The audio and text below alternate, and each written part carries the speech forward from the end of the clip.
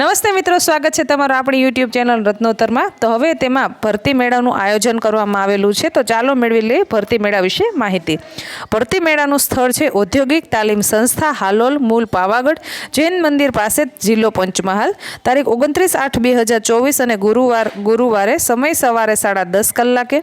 કંપનીનું નામ છે Aditya Birla Grasim industrial limited, unit of Aditya Birla, Madhasar, Halol.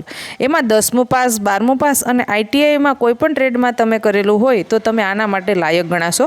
10 pass ઉપર 10 જગ્યા ખાલી છે, તેમાં 18થી લઈ અને 22 વર્ષ સુધીના લોકો છે આ ભરતી મેળામાં ભાગ લઈ શકે છે। ત્યારબાદ છે 12 પાસ, 12 પાસમાં પણ 10 જગ્યા ખાલી છે, તેમાં પણ 18થી લઈ અને 22 વર્ષ સુધીના લોકો આ ભરતી મેળામાં ભાગ લઈ શકે છે।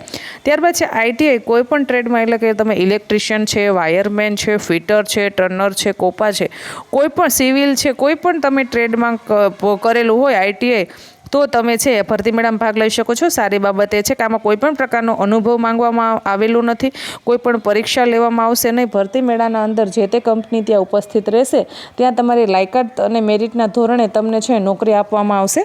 એમાં પણ 18થી લઈ અને 22 વર્ષ સુધી છે એ લોકો આમાં ભરતી મેળામાં ભાગ લઈ શકે છે। જરૂરી ડોક્યુમેન્ટની વાત કરીએ તો કે અસલ તમારા ડોક્યુમેન્ટ, અને જે અસલ ડોક્યુમેન્ટ છે તેની એક ઝેરોક્સ તમારે કરાવવાની રહેશે। ત્યારબાદ તમારું એક રિઝ્યુમ તમારે લઈને જવાનું રહેશે, જેમાં તમારે શાળા છોડ્યાનું પ્રમાણપત્ર, લિવિંગ સર્ટી, આઈટીઆઈના બધા જ સેમેસ્ટરની માર્કશીટ, ધોરણ 10ની માર્કશીટ અને એક આધાર કાર્ડ અને એક ફોટો, આટલા ડોક્યુમેન્ટ લઈ અને તમારે રૂબરૂ ઉપસ્થિત રહેવાનું રહેશે। આ ભરતી મેળો છે એ એપ્રેન્ટિસ માટે છે। અગાઉ એપ્રેન્ટિસ કરેલું હોય તે લોકો આ ભરતી મેળામાં હાજર રહેવું નહીં, કેમ કે એપ્રેન્ટિસ માટે જ આ ભરતી મેળો બહાર પડાયેલો છે। એપ્રેન્ટિસ તરીકે જો તમે જોડાવા માંગતા હોય તો તમે છે એ આ ભરતી મેળામાં ભાગ લઈ શકો છો।